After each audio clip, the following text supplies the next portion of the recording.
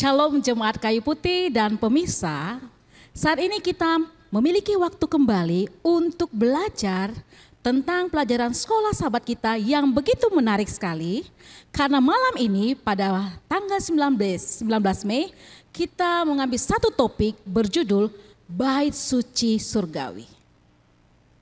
Kita sama-sama menyadari bahwa bait suci bukan hanya berada di dunia ini saja, tetapi ada juga berada di surga.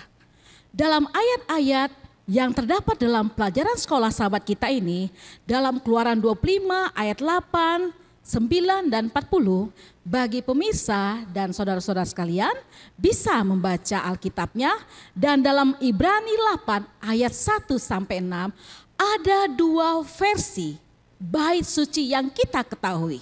Di mana bait suci yang ada didirikan di dunia ini pada zaman Musa sampai pada zaman bangsa Israel merupakan satu bait suci yang terbentuk dari pola yang ada di surga itu sendiri. Sebagaimana yang kita pahami mengenai nubuatan dari 2300 petang dan pagi dan berakhirnya pada tahun 1844. Ketika kita mengetahui bahwa pekerjaan Tuhan itu selesai dan memasuki bait yang maha suci. Pada saat itu sebagian umat-umat Tuhan menyadari bahwa kedatangan Tuhan itulah yang terjadi. Tapi rupanya terjadi suatu pemahaman yang kurang tepat. Ya. Dalam kitab suci dikatakan bahwa bait suci seperti yang digunakan dalam kitab suci memiliki dua poin yang harus kita pahami. Yang pertama adalah merujuk kepada kemah suci itu sendiri yang dibangun oleh Musa. Seperti yang Tuhan perintahkan sesuai dengan pola yang ada di surga. Yang kedua dikatakan kemah suci yang sejati di surga yang digambarkan oleh tempat kudus di bumi. Pada saat kematian Kristus, pelayanan tipikal ini kehilangan arti pentingnya.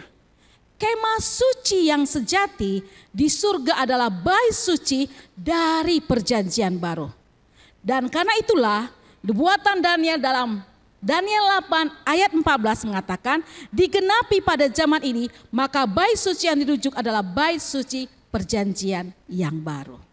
Jadi bait suci pada zaman perjanjian lama itu sudah tidak ada lagi, tapi bait suci yang ada zaman sekarang ini adalah bait suci yang berada di surga, di mana nanti kita sama-sama berada di sana ketika kita masuk ke surga.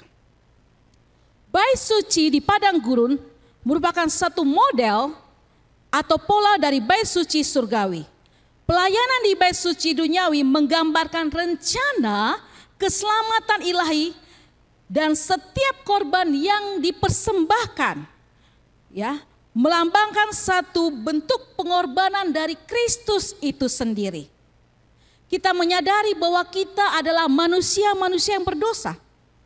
Tapi ketika Yesus merupakan satu korban bakaran dan kesalahan-kesalahan kita itu lenyap ketika kita telah menerima pengorbanan dari Yesus sendiri. Pada saat juga kita mengakui dosa kita, kita datang kepada Tuhan di pelataran rumah Tuhan itu. Ayat yang terakhir dikatakan di sini dalam Ibrani 7 ayat 25 mengatakan, karena Yesus sanggup menyelamatkan dengan sempurna semua orang yang oleh Dia datang kepada Allah. Sebab Ia hidup senantiasa untuk menjadi pengantara mereka. Dia menghapuskan kesalahan dosa dan menyelamatkan kita dari dosa.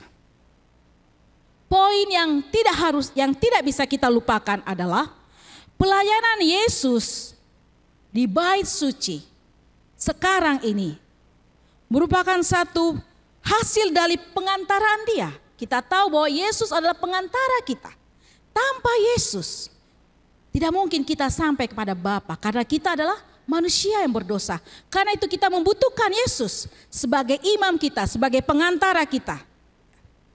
Untuk melepaskan kita dari cengkraman dosa. Dalam hidup yang dipatahkan, kita tidak lagi terikat atau diperbudak oleh sifat-sifat dosa kita. di dalam Kristus kita bebas. Bebas dari penghukuman dosa, bebas dari kendali dosa. Ketika kita berpegang pada Kristus dengan iman, kita memiliki jaminan keselamatan. Saudara-saudara sekalian, pemirsa semua, jangan lupa, jangan pernah lepaskan Yesus. Karena Yesus adalah imam kita, Yesus adalah perantara kita, yang mengantarai kita dengan Allah Bapa kita. Dan Dia sudah merupakan korban yang sebenarnya untuk menggantikan kita manusia yang berdosa ini. Pemirsa, bila ada pertanyaan atau hal-hal yang kurang jelas, silakan untuk dituliskan pada kolom komentar. Demikianlah pembahasan kita pada malam hari ini. Tuhan memberkati.